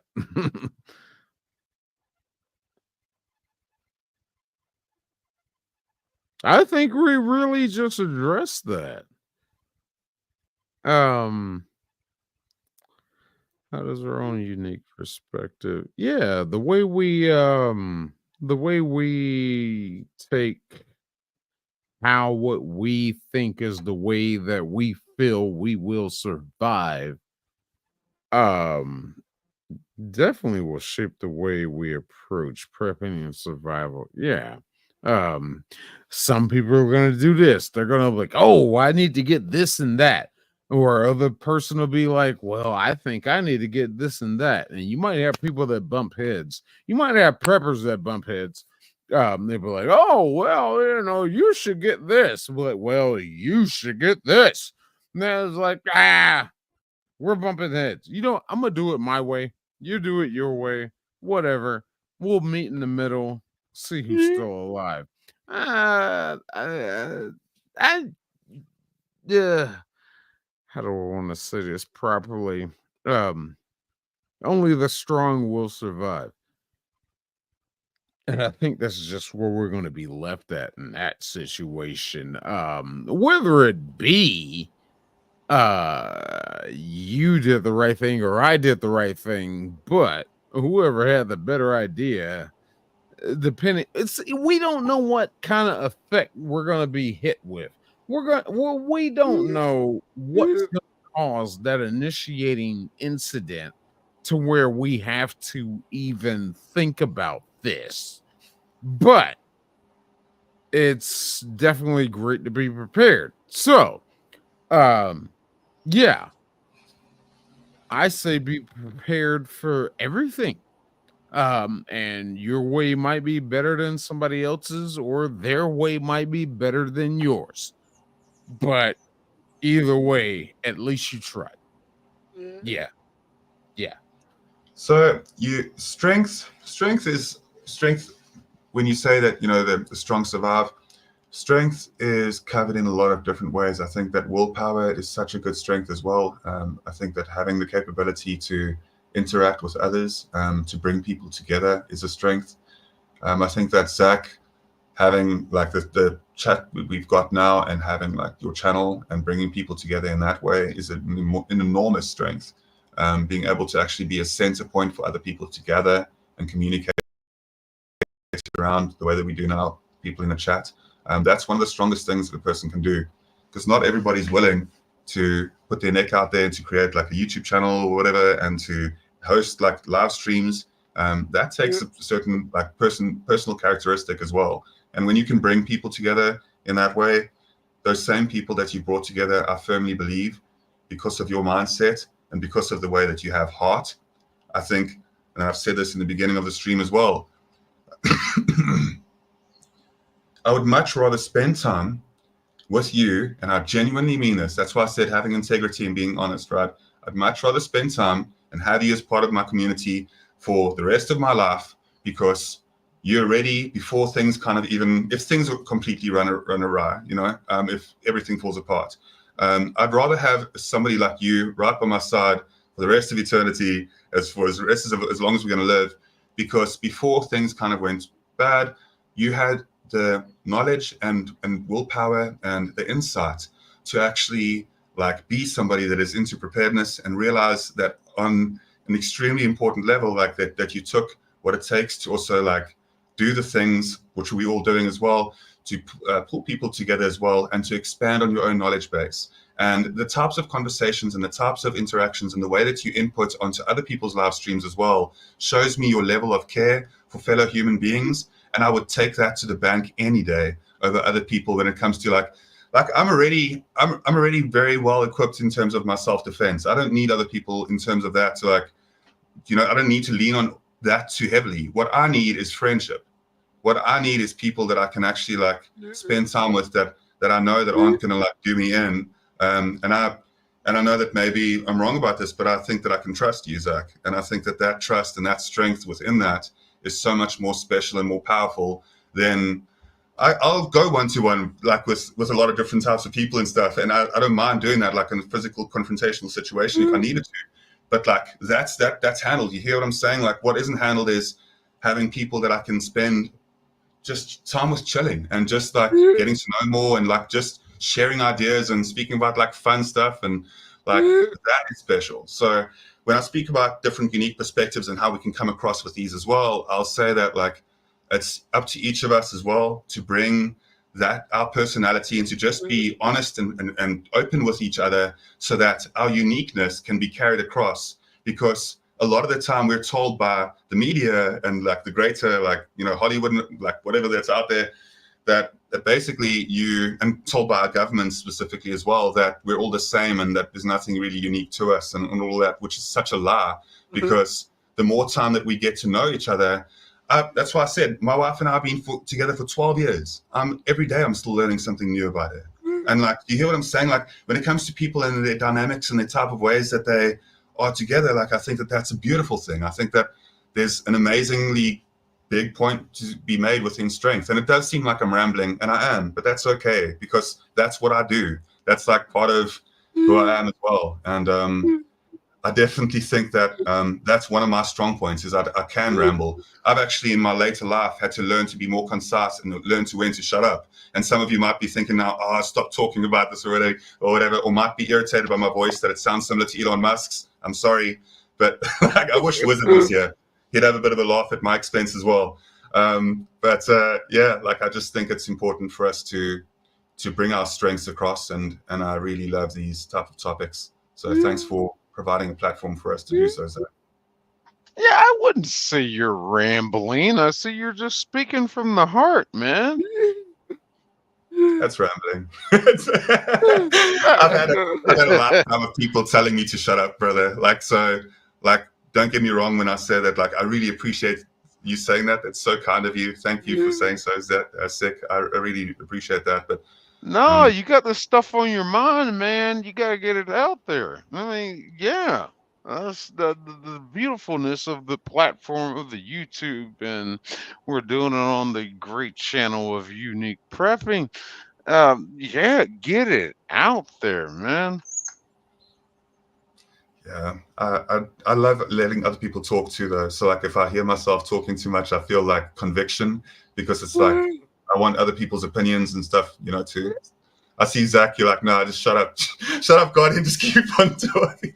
But thank you that's why I say the friendship, man. Like, I mean, can I also just quickly say one thing on this? One more little thing I just wanted to add. So, my mom-in-law, even though she has a disability, and even though she might not be able to like run, or she's got a disability when it comes to her capability to walk as well and be mobile.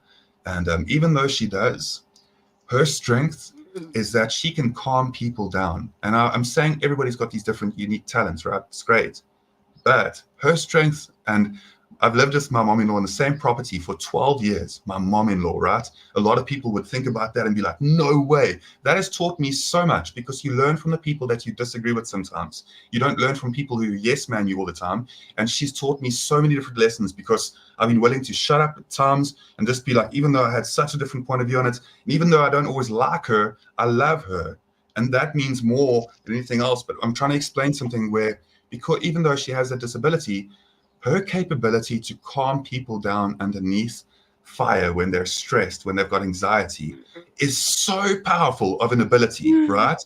That absolutely, it makes her like 10 out of 10 people that you'd want to have as part of your mag, right? And I mean that because when everybody's like flustered, and when people are stressed out, and when people are like panicking and they don't know what to do, it takes one person to keep their shit together. Sorry for the language, but to keep their stuff together, that can absolutely calm down everybody else and make everybody like have a more rational and logical approach to everything they're doing. Because it is when you are extremely fatigued and extremely full of anxiety that you'll absolutely make the biggest mistakes.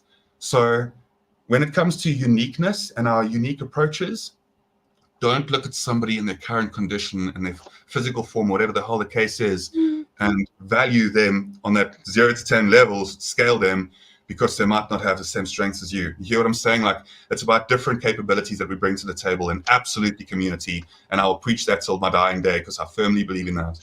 And I'll stand by that all the way. So yeah, it really comes down to that. So yeah, if you want to move on to the fifth one, or do you have some input on this as well, Zach? Oh, give me a second. I gotta take my dog out. You're good, man. Each person's unique perspective is shaped by their life experiences. For someone with unique abilities, daily life requires adapting to physical or environmental challenges. These adaptive skills translate directly to prepping, where flexibility and problem-solving are key. A unique perspective can offer innovative ways to survive under pressure, based on lived experiences that others may not have. Prepping from the perspective of someone with unique abilities means thinking outside of the box. It requires finding solutions that don't always rely on physical strength or conventional methods. This perspective forces one to focus more on strategy, efficiency, and preparation of the mind as much as the body. Those with unique abilities have honed these skills, which can be beneficial in a survival situation.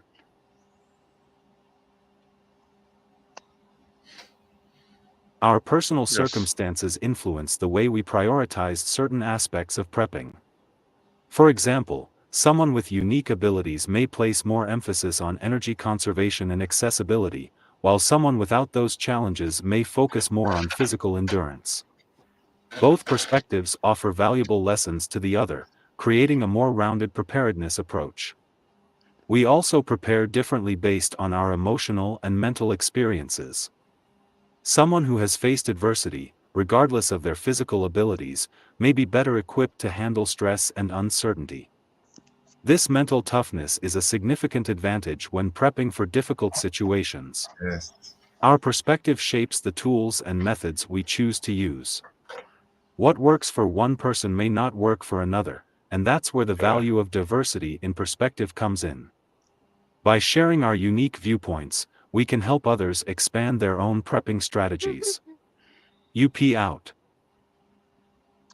Yeah, yeah, that is a good point. Yes. But I still do stand by that principle of how what do you do with the how do you say the adversity, the differation of somebody has a way of thinking and you got a better way, or at least you think you have a better way of thinking than this person does. It's like, hey, let's use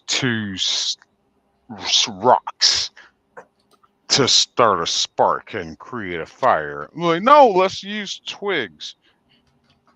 Um, God, hold on. Come here. Hey, come here.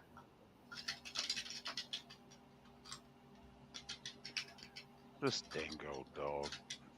Come here. Come here, Barney. Hey.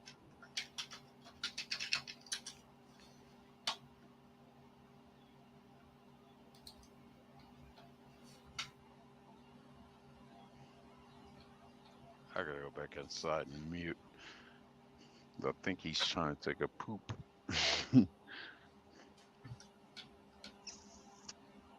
And I don't want him to do it in the neighbor's yard. Oh, there he goes. Okay. All right. Good boy, I guess.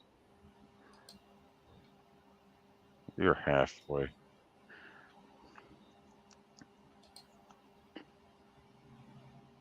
Sorry. You're good. Not a problem. Zach, would you like to move on to the fifth one? Our final one?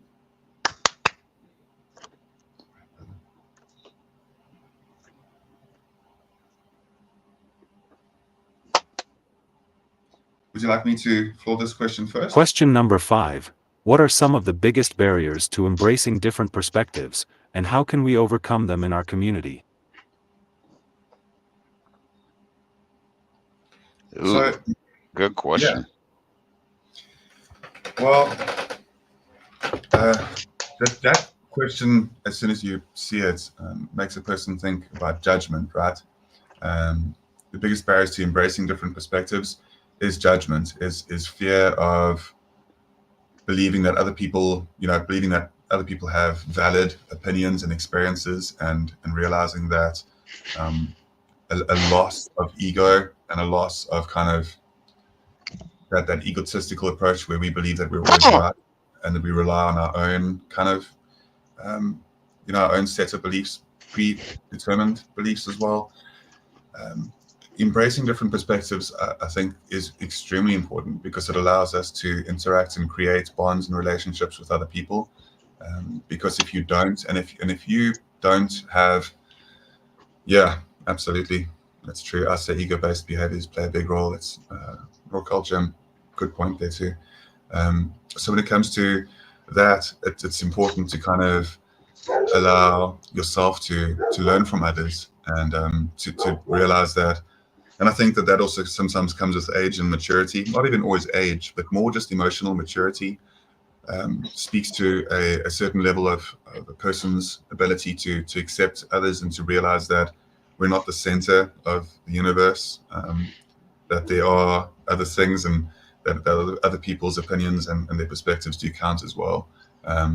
Listening to people sometimes is the biggest and best thing that you can do too, because then you allow them to explain their perspective more congruently. It's just, yeah, interesting. I saw that as well, man. Yeah, the capability to learn from other people. That's true, no bad. Yeah, and that we can be wrong. That's a big one. That we can be wrong sometimes, and that's okay to be wrong too. That we can't be too harsh on ourselves. That's important. Like that we got to realize that sometimes we're going to be wrong, and that we will make mistakes, and that other people are also capable of making mistakes. And yeah, humility is a big thing. Jim as well mentioned there, absolutely learning to be humble. While, as I said in the beginning, balance, right? So balancing things. You also need to have a level of self-pride and dignity, but also be extremely humble while doing so. And I think that with the stage of my life right now, I'll be honest and say that it's not humble to record myself doing push-ups every day. Like, it's the most vain and weird thing that I do on my current channel is like I make these long videos of me just like doing these workouts and stuff as well, because I'm chasing, as I said, like a world record. So I've got to make it about myself in a way. And I've got to and it sounds weird, but it's also the reason why I do it is because if YouTube's still around in 100 years, those videos will still technically be there. And that kind of means that even these conversations that we're having now, they last for eternity, right? Unless they're taken down. But that the sentiments and thoughts and conversations that we're having now could potentially last for a lot longer than we realize if things stay like settled, in the world. And that's an interesting thought project in itself, is that long after we're turned into ashes once more, that our voices may still be around.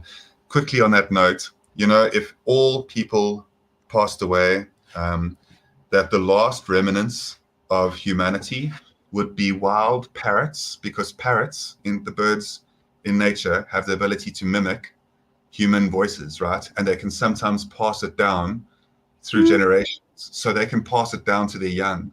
So the only voices of ours that would be around in a complete SHTF post-apocalyptic type of world, if all humans were deceased, would be parrots in the wilderness making sounds of humans before we're completely forgotten. So yeah, just something to think about.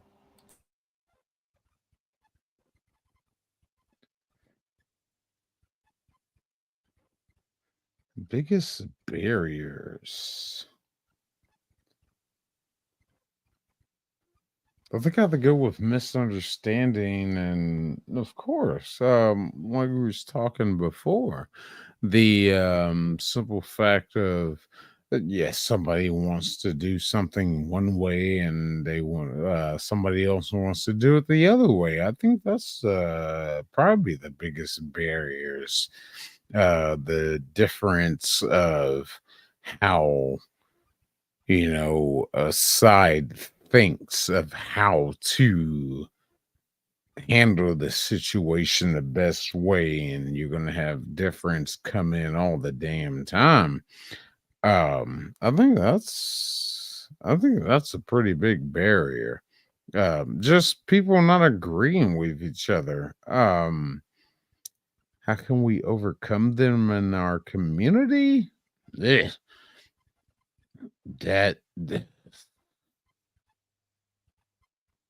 coming together to try to figure out which way is going to work the best. Um, as I talked about earlier, um, you do it your way, I'll do it my way. Let's see which one works better. Kind of that situation. Um, yeah. Yeah.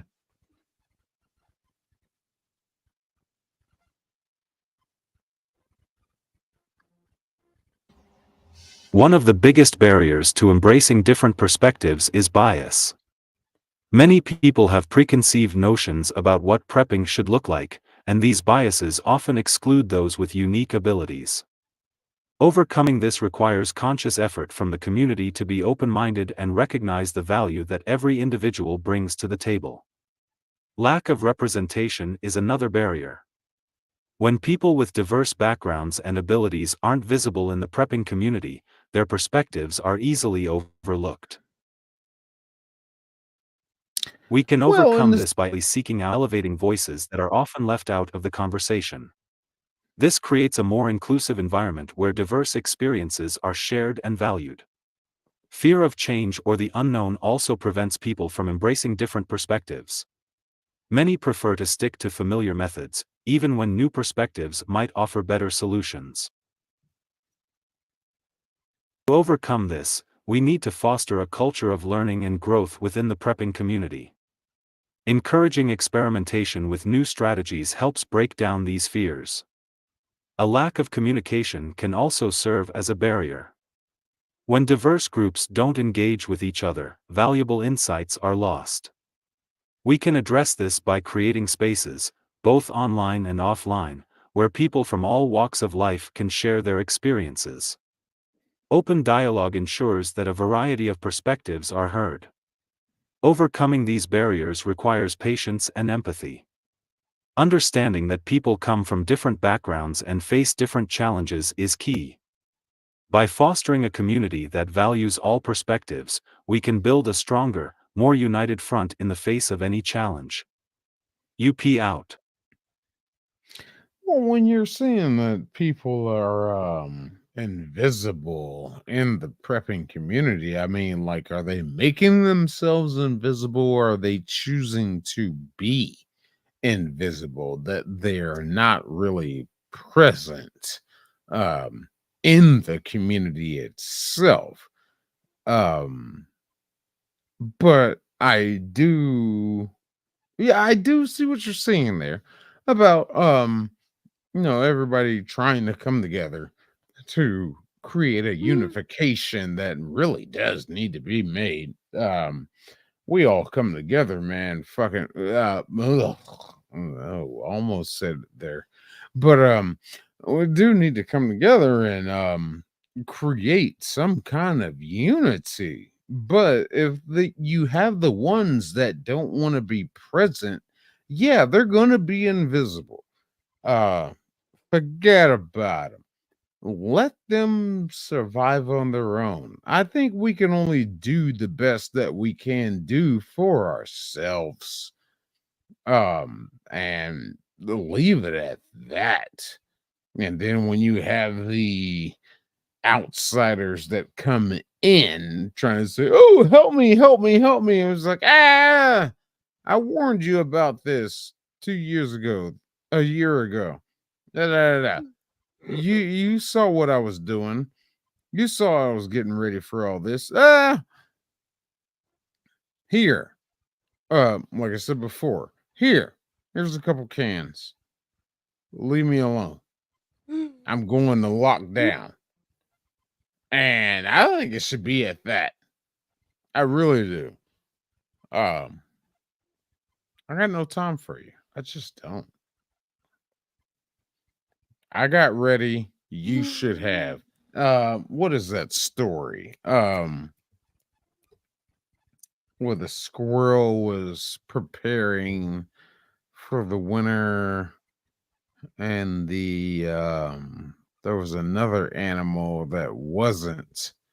And when the winter hit, the squirrel was all good to go, and the other animal didn't, and went begging for help from the squirrel that was prepared.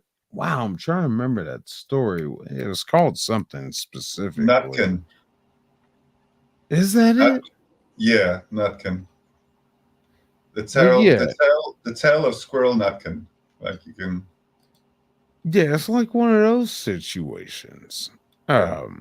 You knew it was coming, but you didn't get ready.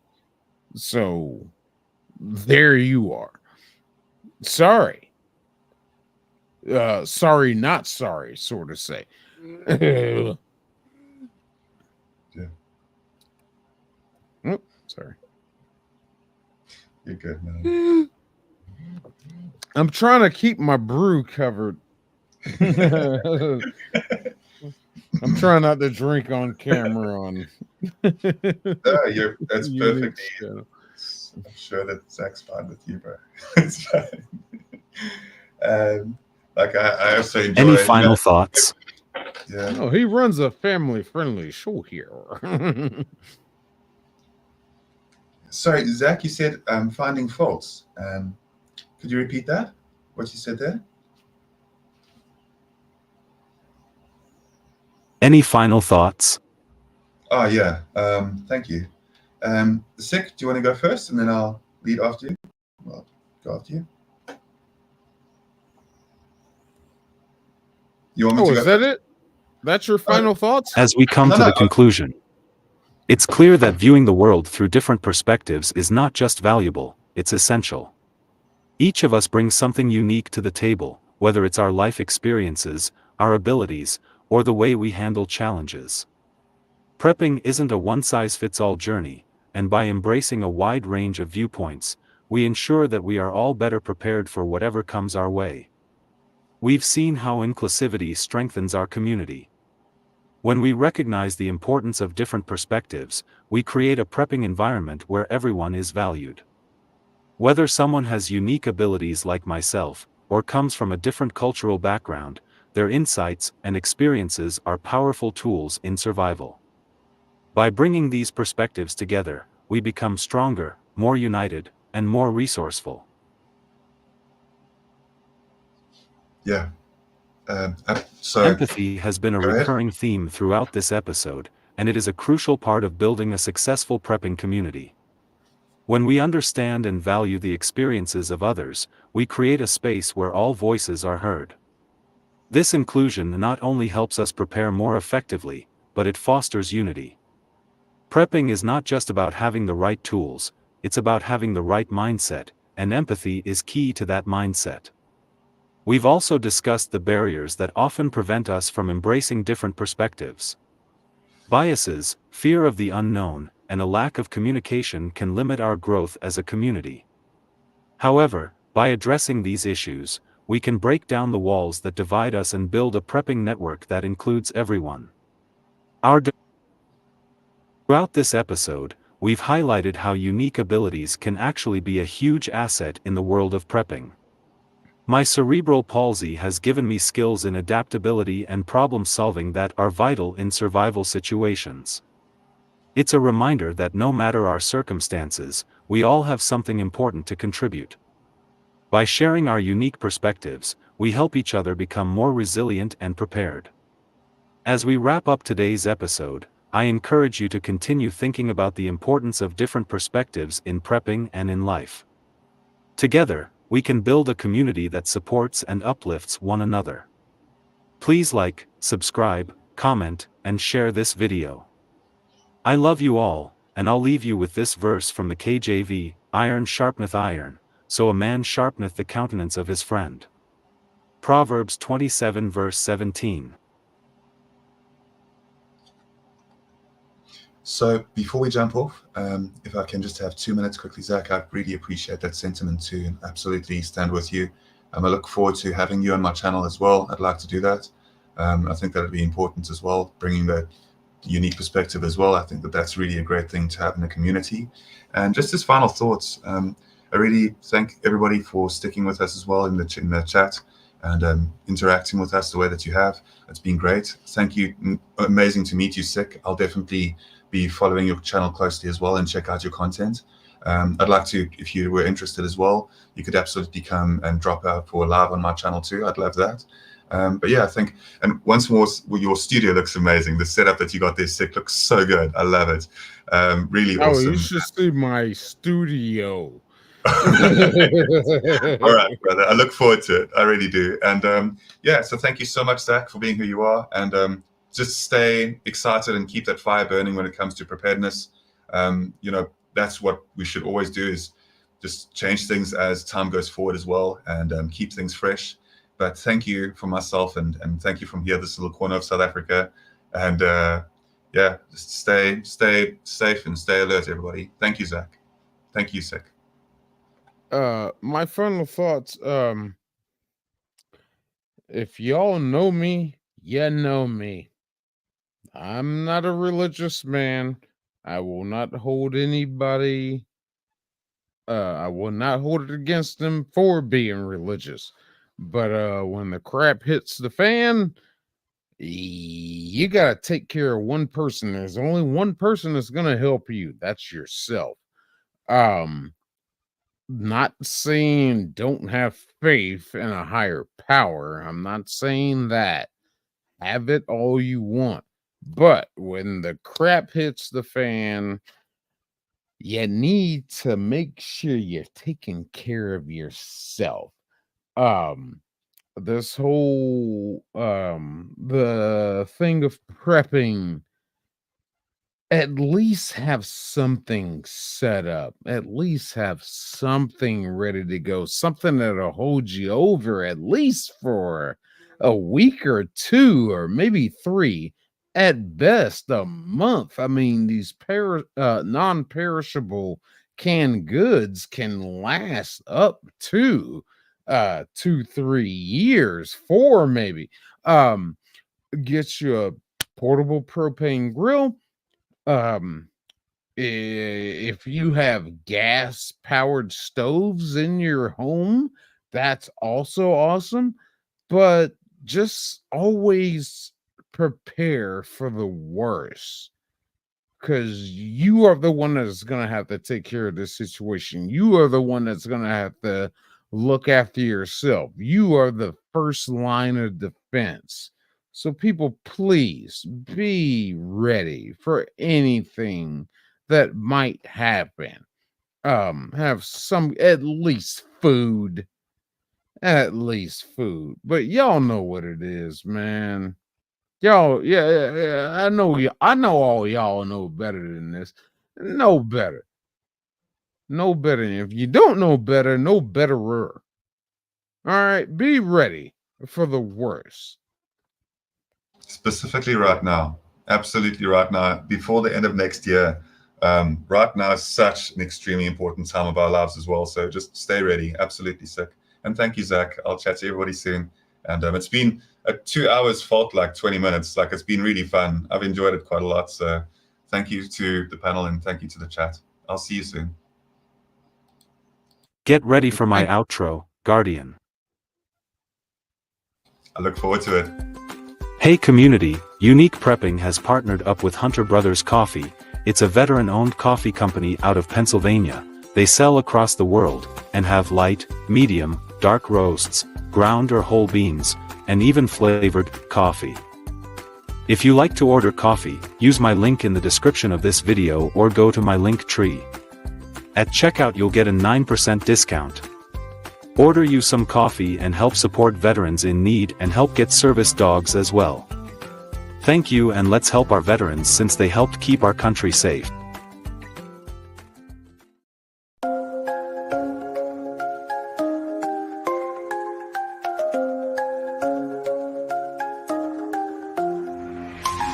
Making moves like a chess piece, always on the grind in this game called life. Gotta sharpen up the mind. Unique prepping, got the vision locked and loaded. Every challenge that arises, I'm determined, I'm devoted. Stay ready for the call, enter life's demands, and we'll rise together. We'll take our stands. Unique prepping, it's more than a show. We're building foundations, we're ready to grow. Like, share, comment, let your voice be known. Together we can thrive, we're never alone.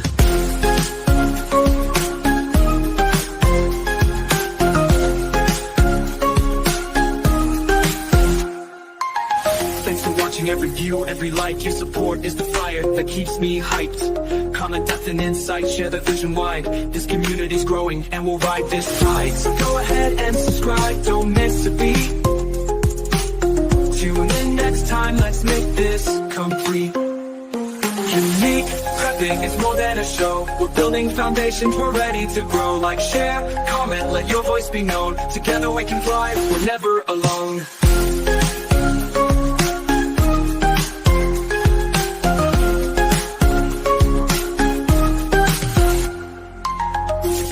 Let that fire ignite. See you next time, let's keep it bright.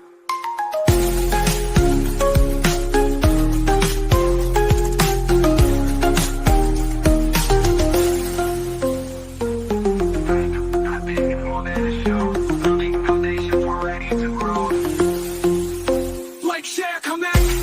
Prepping, it's more than a show. We're building foundations, we're ready to grow. Like, share, comment, let your voice be known. Together we can thrive, we're never alone. You pushing forward, let that fire ignite.